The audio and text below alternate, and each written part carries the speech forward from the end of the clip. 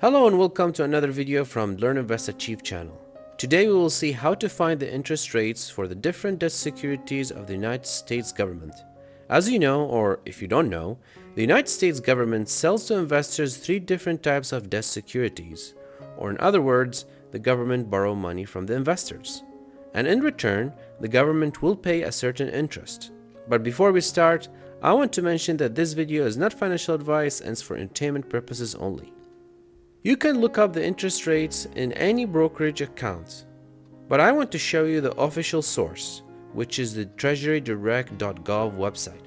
This website is the official way to buy government debt securities. So if you click on Treasury Marketable Securities over here, we can see three different types of securities, and they are bills, bonds, and notes.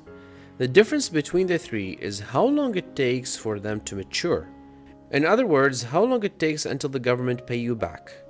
For the bill debt security, the maximum life is 1 year. For the notes, maximum life is 10 years, and for the bonds, maximum life is either 20 years or 30 years. For the most part, we do stock analysis for 1 year or less, so we'll be using the interest rates of the treasury bills only as our discount rate.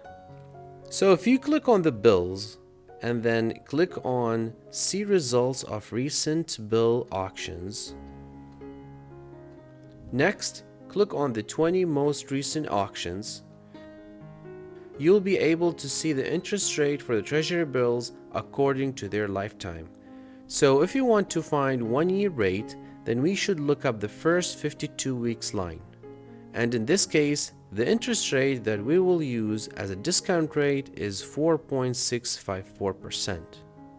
Let's say we are halfway through the fiscal year for a certain company and we want to find 6 months discount rate, then we should use the first 26 weeks interest rate.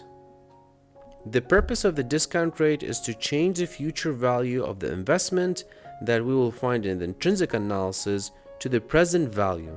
And we need the present value of the investment to compare it with the present value of the stock price and decide if it's overvalued or undervalued.